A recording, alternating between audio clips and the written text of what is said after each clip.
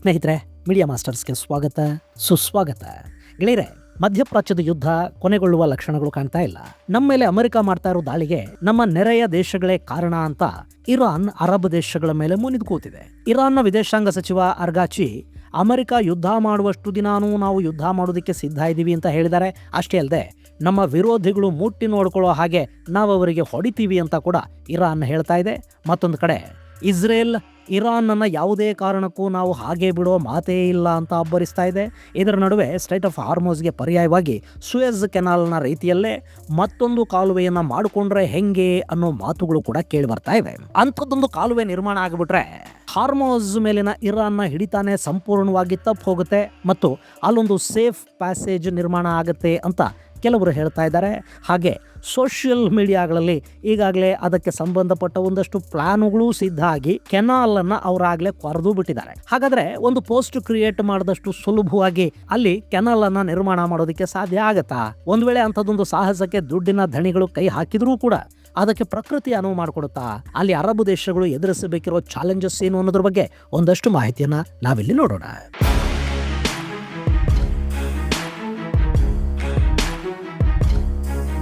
ಗೆಳೆಯರೆ, Iran, Israel ಮತ್ತು ಅಮೆರಿಕಾಗಳ ನಡುವಿನ ಸಂಘರ್ಷ ಮುಗಿಯೋ ಹಾಗಂತೂ ಕಾಣ್ತಾ ಇಲ್ಲ.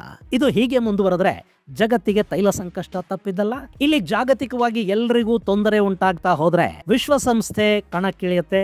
ಈ ಯುದ್ಧವನ್ನ ನಿಲ್ಲಿಸೋದಿಕ್ಕೆ ಅವರೇ ಮುಂದೆ ಬರ್ತಾರೆ. ಅಲ್ಲಿವರೆಗೆ ನಾವೊಂದಷ್ಟು ದಿನ ಯುದ್ಧವನ್ನ ಮುಂದುವರಿಸ್ತಾ ಒಂದಷ್ಟು ಮಿತ್ರರ ಸಂಖ್ಯೆಯನ್ನ ಹೆಚ್ಚು ಮಾಡ್ಕೋತಾ ಹೋದ್ರೆ ಅಷ್ಟು ಸಾಕು ಅಂತ ಇರಾನ್ ಅಂದ್ಕೋತಾ ಇದೆ. ಅದಕ್ಕಾಗಿ ಇರಾನ್ ಈಗಾಗಲೇ ಒಂದಷ್ಟು ವ್ಯವಸ್ಥೆಗಳನ್ನು ಮಾಡ್ಕೊಳ್ಳೋದಕ್ಕೆ ಶುರು ಮಾಡಿದೆ. ಭಾರತ, ಚೈನಾ ಸೇರಿದ ಹಾಗೆ ಸಾಕಷ್ಟು ದೇಶಗಳ ಹಡಗುಗಳಿಗೆ ಹಾರ್ಮೋಸ್ ಅಲ್ಲಿ ಫ್ರೀ ಪ್ಯಾಸೇಜ್ ಅನ್ನ ಕಲ್ಪಿಸಿಕೊಟ್ಟಿರೋ ಇರಾನ್ ಅರಬ್ ದೇಶಗಳು ಮತ್ತು ಅಮೆರಿಕಾದ ವಿರುದ್ಧ ಕಿಡಿಕಾರ್ತಾ ಇದೆ. ಅಷ್ಟೇ ಅಲ್ಲ, ಅಮೆರಿಕಾದ ನೌಕೆಗಳಿಗೆ ಹಾಗೂ ಯುರೋಪ್ನ ಸಾಕಷ್ಟು ದೇಶಗಳಿಗೆ ಸಾಗುವ ಹಡಗುಗಳನ್ನ ನಾವು ಬಿಡೋದಿಲ್ಲ ಅಂತ ಹೇಳಿದೆ. ನಮ್ಮ ಶತ್ರುಗಳು ಮುಟ್ ನೋಡ್ಕೊಳ್ಳೋ ಹಾಗೆ ನಾವು ಹೊಡಿತೀವಿ, ಹೀಗಾಗಿ ನಮಗೆ ಯಾವುದೇ ರಾಜಿ ಸಂಧಾನವೂ ಈಗ ಬೇಕಾಗಿಲ್ಲ ಅಂತ ಕೂಡ ಇರಾನ್ನ ವಿದೇಶಾಂಗ ಸಚಿವ ಅರ್ಗಾಚಿ ಹೇಳಿದ್ದಾರೆ. ಇಲ್ಲಿ ಕತಾರ್ ಇರಾನ್ ಈಗ ಅರಬ್ ದೇಶಗಳ ಮೇಲೆ ಮಾಡ್ತಾ ಇರೋ ದಾಳಿಗಳನ್ನ ನಿಲ್ಲಿಸಿದ್ರೆ ಸಂಧಾನದ ಬಗ್ಗೆ ಒಂದಷ್ಟು ಮಾತುಕತೆಗಳನ್ನು ಆಡೋದಕ್ಕೆ ಸಾಧ್ಯ ಆಗುತ್ತೆ ಅಂತ ಹೇಳಿದ ಕೆಲವೇ ಗಂಟೆಗಳಲ್ಲಿ ಇರಾನ್ನಿಂದ ಇಂಥದ್ದೊಂದು ಮಾಹಿತಿ ಹೊರಬಿದ್ದಿದೆ. ಅಷ್ಟೇ ಅಲ್ಲ, ನಮ್ಮ ಮೇಲೆ ಅಮೆರಿಕ ಮತ್ತು ಇಸ್ರೇಲ್ಗಳು ದಾಳಿ ಮಾಡೋದಕ್ಕೆ ಹಾಗೂ ನಮ್ಮ ಮಕ್ಕಳ ಸಾವಿಗೆ ಅರಬ್ ದೇಶಗಳು ಕಾರಣ ಆಗಿವೆ. ಅವರೇ ನಮ್ಮ ಮೇಲೆ ದಾಳಿಗಳನ್ನು ಮಾಡಿಸ್ತಾ ಇದ್ದಾರೆ. ದಾಳಿಗಳನ್ನು ಮಾಡೋದಕ್ಕೆ ಅವರ ನೆಲೆಗಳನ್ನು ಅಮೆರಿಕ ಹಾಗೂ ಇಸ್ರೇಲಿಗೆ ಬಿಟ್ಟು ಕೊಟ್ಟಿದ್ದಾರೆ. ಹೀಗಾಗಿ ಅರಬ್ಬರನ್ನು ನಾವು ಸುಮ್ಮನೆ ಬಿಡೋ ಮಾತೇ ಇಲ್ಲ ಅಂತ ಇರಾನ್ ಹೇಳ್ತಾ ಇದೆ. ಹೀಗೆ ಯುದ್ಧ ಸದ್ಯಕ್ಕೆ ನಿಲ್ಲೋದಿಲ್ಲ ಅನ್ನೋ ಅಭಿಪ್ರಾಯ ಉಂಟಾಗ್ತಾ ಇರೋ ಸಂದರ್ಭದಲ್ಲೇ ಹಾರ್ಮೋಸ್ ಜಲಸಂಧಿಯ ಬಗ್ಗೆ ಹೆಚ್ಚು ಭಯ ಮತ್ತು ಚರ್ಚೆಗಳು ಹುಟ್ಟುತ್ತಾ ಇವೆ. ಇಲ್ಲಿ ಇರಾನ್ ಸ್ಟ್ರೈಟ್ ಆಫ್ ಹಾರ್ಮೋಸ್ ಅನ್ನ ಕಂಟ್ರೋಲ್ ಮಾಡ್ತಾ ಜಾಗತಿಕ ತೈಲ ರಫ್ತಿಗೆ ಸಮಸ್ಯೆಯನ್ನು ಉಂಟು ಮಾಡ್ತಾ ಇದ್ರೆ ಅರಬ್ ದೇಶಗಳ ಆರ್ಥಿಕತೆಯ ಮೇಲೆ ಮಾತ್ರ ಅಲ್ಲ, ಇಡೀ ಜಗತ್ತಿನ ಆರ್ಥಿಕತೆಯ ಮೇಲೆ ಅದು ದುಷ್ಪರಿಣಾಮವನ್ನು ಉಂಟು ಮಾಡುತ್ತೆ. ಅಷ್ಟೇ ಅಲ್ಲ, ಹಾರ್ಮೋಸ್ ಜಲಸಂಧಿಯೊಂದನ್ನು ಸಂಪೂರ್ಣವಾಗಿ ಬಂದ್ ಮಾಡಿಬಿಟ್ರೆ ಅರಬ್ ದೇಶಗಳಲ್ಲಿ ಆಹಾರ ಮತ್ತು ಔಷಧಗಳ ಕೊರತೆ ಉಂಟಾಗುತ್ತೆ. ಎಷ್ಟೇ ಪೆಟ್ರೋಲ್ ಇದ್ರೂ, ಎಷ್ಟೇ ಶ್ರೀಮಂತಿಕೆ ಇದ್ರೂ ಅರಬ್ ದೇಶ ಹಸಿವಿನಿಂದ ತತ್ತರಿಸಬೇಕಾದ ಪರಿಸ್ಥಿತಿ ನಿರ್ಮಾಣ ಆಗುತ್ತೆ. ಇದನ್ನ ತಪ್ಪಿಸಬೇಕು ಅಂದ್ರೆ ಅಲ್ಲಿ ಪರ್ಯಾಯ ವ್ಯವಸ್ಥೆಗಳನ್ನ ಮಾಡ್ಕೋಬೇಕು. ಅದಕ್ಕಾಗಿ ಅಲ್ಲೊಂದಷ್ಟು ಚರ್ಚೆಗಳು ಕೂಡ ಈಗಾಗಲೇ ಆರಂಭ ಆಗಿವೆ. ಗೆಳೆಯರೆ, ಇಲ್ಲಿ ನೀವೊಂದು ಪೋಸ್ಟ್ ಅನ್ನ ನೋಡ್ತಾ ಇದ್ದೀರಾ ನೋಡಿ. ಇದರಲ್ಲಿ ಸ್ಟ್ರೈಟ್ ಆಫ್ ಹಾರ್ಮೋಸ್ ಅನ್ನ ಇರಾನ್ ಬೇಕಾದ್ರೆ ಕಂಟ್ರೋಲ್ ಮಾಡ್ಕೊಳ್ತಲೇ ಇರಲಿ, ಅವ್ರ ತಂಟೆಗೆ ಹೋಗದ ಹಾಗೆ ಪರ್ಷಿಯನ್ ಗಲ್ಫ್ನಿಂದ ಗಲ್ಫ್ ಆಫ್ ಒಮನ್ಗೆ UAE ಹಾಗೂ ಒಮನ್ಗಳ ಮೂಲಕ ಸುಯೆಜ್ ಕೆನಾಲ್ನ ಹಾಗೆ ಮತ್ತೊಂದು ಕೆನಾಲನ್ನು ನಿರ್ಮಾಣ ಮಾಡಿಬಿಟ್ರೆ ಹೆಂಗೆ ಅನ್ನೋ ಚರ್ಚೆಯೊಂದು ಶುರುವಾಗಿದೆ. ಇಲ್ಲಿ ಇನ್ನು ಕೆಲವರು ಇನ್ನೂ ಸ್ವಲ್ಪ ಮುಂದಕ್ಕೆ ಹೋಗಿದ್ದಾರೆ. ಈ ಬಗ್ಗೆ ಅರಬ್ ದೇಶಗಳು ಯೋಚನೆ ಮಾಡ್ತಾ ಇವೆ. ಅಲ್ಲಿನ ಕೆಲವೇ ದಿನಗಳಲ್ಲಿ ಕೆಲಸ ಕೂಡ ಶುರು ಆಗಿಬಿಡುತ್ತೆ ಅಂತೆಲ್ಲ ಬರೆಯೋದಕ್ಕೆ ಶುರು ಮಾಡಿದ್ದಾರೆ. ನಮ್ಮಲ್ಲಿ ಇಲಿ ಹೋಯ್ತು ಅಂದ್ರೆ ಹುಲಿನೇ ಹೋಯ್ತು ಅಂತ ಹೇಳೋರ ಸಂಖ್ಯೆ ದೊಡ್ಡದಿದೆ. ಆದರೆ ಅಲ್ಲಿ ಹೇಳಿದಷ್ಟು ಸುಲಭವಾಗಿ ಆ ಕೆಲಸ ಆಗೋದಿಲ್ಲ ಅನ್ನೋದು ಅರಬ್ ದೇಶಗಳಿಗೆ ತುಂಬಾ ಚೆನ್ನಾಗಿ ಗೊತ್ತಿರೋ ವಿಷಯ ಅಲ್ಲ. ಸುಯೆಜ್ ಕೆನಾಲ್ ಬಗ್ಗೆ ಕೂಡ ಹಿಂಗೆ ತಾನೇ ಮಾತಾಡಿದ್ದು. ಅಲ್ಲಿ ಅದನ್ನ ಸಾಧ್ಯ ಮಾಡಿದ ಮೇಲೆ ಇಲ್ಲಿ ಯಾಕೆ ಮಾಡೋದಿಕ್ಕೆ ಆಗೋದಿಲ್ಲ? ಅವತ್ತಿಗಿಂತಲೂ ಇವತ್ತು ಟೆಕ್ನಾಲಜಿ ತುಂಬಾ ಚೆನ್ನಾಗಿ ಡೆವಲಪ್ ಆಗಿದೆ.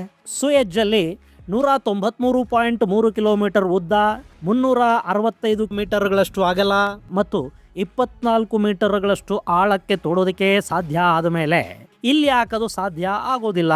ಇಂಥದ್ದೊಂದು ಪ್ರಶ್ನೆ ಸಾಕಷ್ಟು ಜನರನ್ನ ಇಲ್ಲಿ ಕಾಡ್ತಲೂ ಇರಬಹುದು. ಇಲ್ಲಿ ಕೆಂಪು ಸಮುದ್ರ ಮತ್ತು ಮೆಡಿಟರೇನಿಯನ್ ಸಮುದ್ರವನ್ನ ಸಂಪರ್ಕಿಸುವ ಕೆಲಸನೇ ಆದಮೇಲೆ ಗಲ್ಫ್ ಆಫ್ ಒಮನ್ ನಿಂದ ಪರ್ಷಿಯನ್ ಗಲ್ಫ್ ಗೆ ಸಂಪರ್ಕಿಸೋದಕ್ಕೆ ಯಾಕೆ ಸಾಧ್ಯ ಆಗೋದಿಲ್ಲ? ಈ ಪ್ರಶ್ನೆಗೆ ಉತ್ತರ ಸಿಗಬೇಕು ಅಂದ್ರೆ ಈ ಭಾಗದ ಭೌಗೋಳಿಕ ಪರಿಸ್ಥಿತಿಯನ್ನ ನಾವು ಅರ್ಥ ಮಾಡ್ಕೋಬೇಕು. ಗೆಳೆಯರೆ, ಇಲ್ಲಿರೋದು ಕೇವಲ ಮರಳು ದಿಬ್ಬಗಳಲ್ಲ, ಬದಲಾಗಿ ಒಮನ್ ಭಾಗದಲ್ಲಿ ಹರಡಿಕೊಂಡಿರೋದು ಬಲಿಷ್ಠ ಹಜಾರಾ ಮೌಂಟೇನ್ಗಳು. ಈ ಹಜಾರಾ ಪರ್ವತಗಳನ್ನ ಅರಬ್ಬಿ ಭೂಖಂಡದಲ್ಲಿನ ಅತ್ಯಂತ ಎತ್ತರದ ಪರ್ವತ ಶ್ರೇಣಿಗಳ ಪೈಕಿ ಒಂದು ಅಂತ ಹೇಳ್ತಾರೆ. ಅರಬಿಕ್ ಭಾಷೆಯಲ್ಲಿ ಹಜರ್ ಅಂದ್ರೆ ಕಲ್ಲು ಅಂತ ಅರ್ಥ. ಸೊ ಇದನ್ನವರು ಕಲ್ಲಿನ ಪರ್ವತ ಅಂತ ಕರೀತಾರೆ. ಅಲ್ಲ, ಪರ್ವತಗಳೆಲ್ಲ ಕಲ್ಲಿಂದಲೇ ಅಲ್ವಾ ಆಗೋದು ಅಂತ ನೀವು ಕೇಳಬಹುದು. ಅರಬ್ ನೆಲದಲ್ಲಿ ಮರಳಿನ ದಿಬ್ಬಗಳು ಸಾಕಷ್ಟಿವೆ, ಹೀಗಾಗಿ ಇದು ಮರಳಿನ ದಿಬ್ಬ ಅಲ್ಲ, ಕಲ್ಲಿನ ಪರ್ವತ ಅನ್ನೋ ಅರ್ಥದಲ್ಲಿ ಇದನ್ನ ಹಜರ್ ಅಂತ ಅವರು ಕರೀತಾರೆ. ಇವು ಒಂಥರ ನಮ್ಮ ವೆಸ್ಟರ್ನ್ ಘಾಟ್ಸ್ ತರದ ಪರ್ವತಗಳು. ಇಲ್ಲಿ ನಮ್ಮ ವೆಸ್ಟರ್ನ್ ಘಾಟ್ಸ್ ಅಷ್ಟು ಜೀವ ವೈವಿಧ್ಯತೆಯನ್ನ ಕಾಣೋದಕ್ಕೆ ಸಾಧ್ಯ ಇಲ್ಲ, ಆದ್ರೆ ಗಟ್ಟಿ ಕಲ್ಲುಗಳಿಂದ ನಿರ್ಮಾಣಗೊಂಡ ಪರ್ವತ ಶ್ರೇಣಿ ಇದು. ಇದರ ಒಟ್ಟು ಉದ್ದ 700 ಕಿಲೋಮೀಟರ್ ಅಂತ ಹೇಳ್ತಾರೆ. ಇನ್ನು ಈ ಪರ್ವತ ಶ್ರೇಣಿಯಲ್ಲಿನ ಅತ್ಯಂತ ಎತ್ತರದ ಪರ್ವತ ಅಂದ್ರೆ ಅದು ಜಬಲ್ ಶಾಮ್ಸ್. ಇದು 3009 ಮೀಟರ್ ಎತ್ತರ ಇದೆ. ಇನ್ನು ಇದರ ಬಳಿ ಇರೋ ಕಣಿವೆಯನ್ನ ಗ್ರ್ಯಾಂಡ್ ಕೆನನ್ ಆಫ್ ಒಮನ್ ಅಂತ ಕರೀತಾರೆ. ಹಾಗೆ ಈ ಹಜಾರಾ ಪರ್ವತಗಳನ್ನ ಪಶ್ಚಿಮ ಹಜಾರಾ, ಮಧ್ಯ ಹಜಾರಾ ಹಾಗೂ ಪೂರ್ವ ಹಜಾರಾ ಪರ್ವತಗಳು ಅಂತ ವಿಂಗಡಿಸಲಾಗಿದೆ. ಈ ಪರ್ವತಗಳು ಸರಿಸುಮಾರು 145 ಮಿಲಿಯನ್ ವರ್ಷಗಳ ಹಿಂದೆ ಅರೇಬಿಯಾದ ಭೂಫಲಕ ಮತ್ತು ಏಷ್ಯಾದ ಭೂಫಲಕಗಳ ನಡುವೆ ಡಿಕ್ಕಿ ಸಂಭವಿಸಿದಾಗ ಹುಟ್ಟುಕೊಂಡಿವೆ ಅಂತ ಭೂವಿಜ್ಞಾನಿಗಳು ಹೇಳ್ತಾರೆ. ಇನ್ನು ಈ ಪರ್ವತಗಳು ಮರುಭೂಮಿಯಲ್ಲಿವೆ, ಆದರೂ ಇಲ್ಲಿನ ಜಬಲ್ ಅಖ್ದರ್ ಅಲ್ಲಿ ಹೆಚ್ಚು ಮಳೆ ಬೀಳುತ್ತೆ. ಹಾಗೆ ಈ ಜಬಲ್ ಅಖ್ದರ್ ಪ್ರದೇಶದಲ್ಲಿ ಹೆಚ್ಚು ಹಸಿರನ್ನು ಕೂಡ ನಾವು ಕಾಣೋದಕ್ಕೆ ಸಾಧ್ಯ ಆಗುತ್ತೆ. ಈ ಭಾಗದಲ್ಲಿ ಖರ್ಜೂರದ ಮರಗಳು ಹಾಗೆ ಇನ್ನಿತರ ಹಣ್ಣಿನ ಮರಗಳನ್ನು ನಾವು ಕಾಣಬಹುದು. ಇನ್ನು ಈ ಪರ್ವತದಲ್ಲಿ ರಾಕ್ ಕ್ಲೈಂಬಿಂಗ್, ಹೈಕಿಂಗ್ನಂಥ ಕ್ರೀಡೆಗಳನ್ನು ಕೂಡ ಆಯೋಜಿಸ್ತಾರೆ. ಇದು ಒಮನ್ನ ಅತ್ಯಂತ ಪ್ರಸಿದ್ಧ ಟೂರಿಸ್ಟ್ ಸ್ಪಾಟ್ ಅಂತ ಹೇಳಿದ್ರೆ ತಪ್ಪೇನಾಗೋದಿಲ್ಲ. ಈ ಪರ್ವತಗಳು ಗಲ್ಫ್ ಆಫ್ ಒಮನ್ ನಿಂದ ಪರ್ಷಿಯನ್ ಗಲ್ಫ್ಗೆ ಹೋಗುವ ಹಾದಿಯಲ್ಲಿ ಸಿಗುತ್ತವೆ. ಸೊ ಇಲ್ಲಿ ಸುಯೆಜ್ನ ಹಾಗೆ ಇನ್ನೂ ಒಂದು ಕಾಲುವೆಯನ್ನ ನಿರ್ಮಾಣ ಮಾಡಬೇಕು ಅಂದ್ರೆ ಈ ಪರ್ವತಗಳನ್ನ ಸೀಳಿ ಅಲ್ಲಿ ಕಾಲುವೆಯನ್ನು ಮಾಡಬೇಕಾಗತ್ತೆ. ಹೀಗಾಗಿ ಇದು ಕಾರ್ಯಸಾಧು ಅಲ್ಲ ಅಂತ ಸಾಕಷ್ಟು ತಜ್ಞರು ಹೇಳ್ತಾ ಇದ್ದಾರೆ. ಇಲ್ಲಿ ಕಾಲುವೆ ನಿರ್ಮಾಣ ಮಾಡಬೇಕು ಅಂದ್ರೆ ಆ ಪರ್ವತಗಳಲ್ಲಿ ಅಟ್ಲೀಸ್ಟ್ 300 ಮೀಟರ್ಗಳಷ್ಟು ಕೊರಿಬೇಕು. ಅದು ಸಾಧ್ಯ ಆಗತ್ತಾ?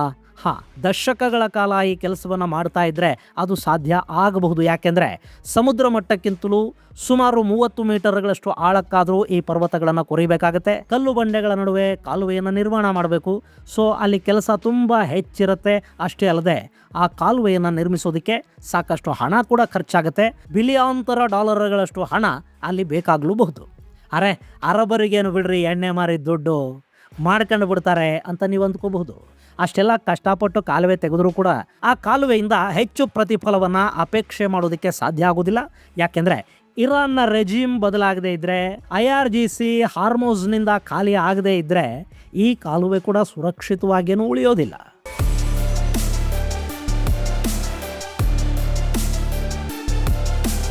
ಗೆಳೆಯರೆ, ನೀವಿಲ್ಲಿ ನೋಡ್ತಾ ಇದ್ದೀರಲ್ಲ, ಇದು UAEಗೆ ಸೇರಿದ ಫುಜೈರಾ ಪೋರ್ಟ್.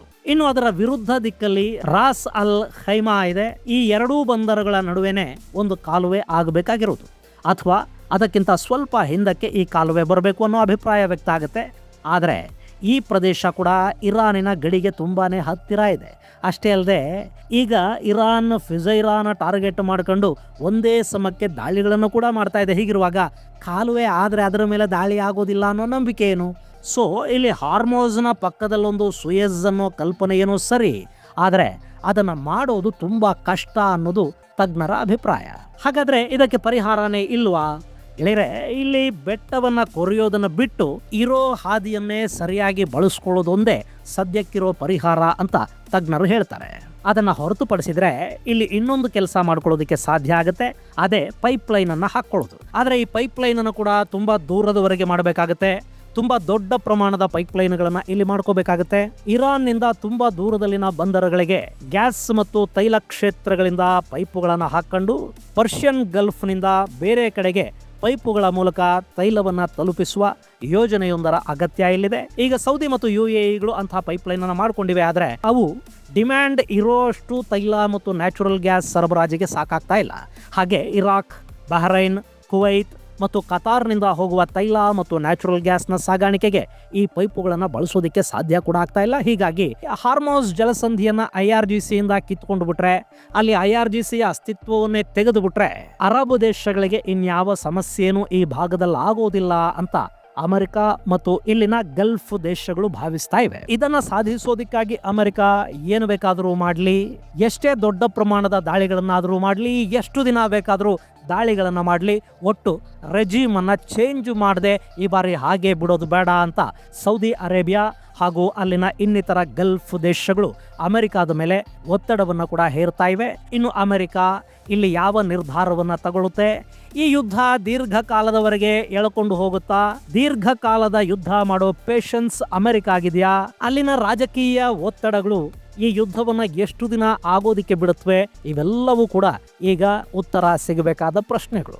ಇದು ಗೆಳೆಯರೆ, ಹಾರ್ಮೋಸ್ಗೆ ಪರ್ಯಾಯವಾಗಿ ಸುಯೆಜ್ ತರದ ಮತ್ತೊಂದು ಕಾಲುವೆಯನ್ನ ಪರ್ಷಿಯನ್ ಗಲ್ಫ್ ಅಲ್ಲಿ ನಿರ್ಮಾಣ ಮಾಡಿಕೊಳ್ಳೋದಕ್ಕೆ ಸಾಧ್ಯ ಆಗತ್ತಾ ಆಗೋದಿಲ್ವಾ ಅನ್ನೋದರ ಕುರಿತಾದ ಒಂದಷ್ಟು ಮಾಹಿತಿ ಮುಂದಿನ ಸಂಚಿಕೆಯಲ್ಲಿ ಮತ್ತಷ್ಟು ವಿಶೇಷಗಳ ಜೊತೆ ಮತ್ತೆ ಭೇಟಿಯಾಗೋಣ.